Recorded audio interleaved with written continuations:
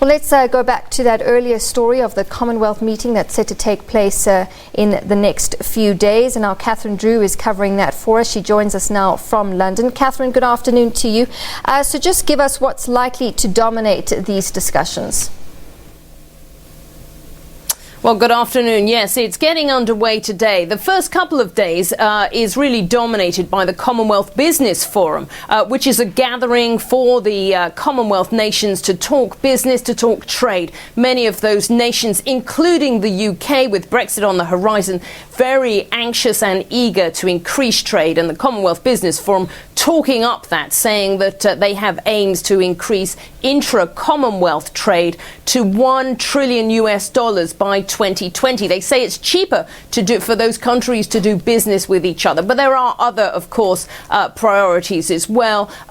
Joint threats they'll be discussing. The Commonwealth is home to a lot of small states who face very specific threats, such as environmental threats, rising sea levels. So they'll be talking about that as well. The Commonwealth Heads of Government meeting proper kicks off on Thursday and Friday.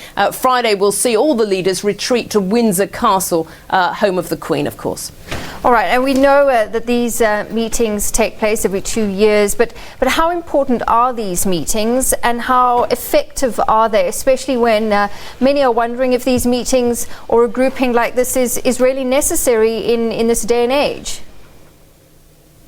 That's right. I spoke to a trade analyst the other day who said if the Commonwealth didn't exist, would you have to invent it? A very key question. And he pointed to, well, there's a lot of talk about intra-Commonwealth trade and how that can increase and help countries alleviate poverty levels. Obviously, he looked at other organisations, such as the recent African Trade Organisation that we've seen created. So that is a key question. And I think what the Commonwealth is really trying to do is to re-energise and get countries to refocus. Earlier this year, I spoke to Lord Marland. He is the head of the Commonwealth Business Forum, and he was saying how he really hoped South Africa would begin to re-engage with the Commonwealth after a few years under former President Zuma, when interest in the Commonwealth really waned. But that is a key question, and I think perhaps countries, when they come here this week, after that, they will need to reflect, what does the Commonwealth mean to them and what does it do for them? These are key and large questions,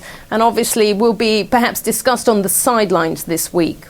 And obviously, as you alluded to, all eyes sort of on South Africa and President Ramaphosa. And for South Africa, this meeting will be largely about promoting our new dispensation under President Ramaphosa and also promoting the country as an investor destination of choice.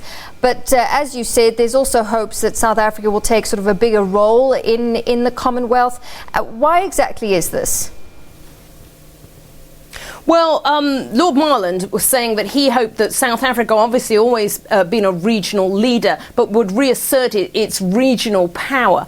He was talking about how the countries could club together to really rival China when it comes to investing in large infrastructure projects on the continent. So that was the role that he hoped South Africa would play. But as you said, the president here wanting to talk investment, wanting to talk job creation. The presidency also advocating for South Africa to get a seat on the UN Security Council next year, so talking to allies about that, promoting Mandela's centenary year, obviously wanting to increase knowledge about that, and inward investment, of course. So a lot on the plate. I should just say the president this morning has spent time with Queen Elizabeth II at Windsor Castle.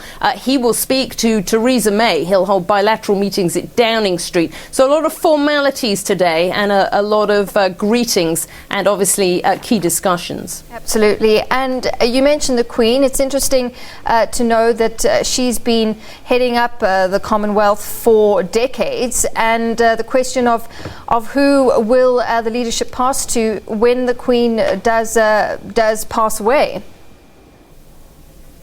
Yes, that's right. That is a subject which has been mooted over here. The Queen is now into her 90s. She became the head of the Commonwealth when she was in her 20s. She is very fond. She is said to be very, very fond of the Commonwealth grouping and its significance and its meaning and how countries work together. But there is a question. Will this just pass to the heir to the throne, Prince Charles? Well, the Commonwealth has this real effort to try to get away from the sort of British colonial past associated with the Commonwealth. Many are saying, well, let's have a head of the Commonwealth from somewhere else, something a little bit democratic, although traditionalists are saying, well, Prince Charles has been training for this job all his life, let him do it. So this will be a debate, obviously a delicate one, because our Queen still in very good health. She indeed is. Catherine, thank you very much for that. Catherine Drew, live for us there from London.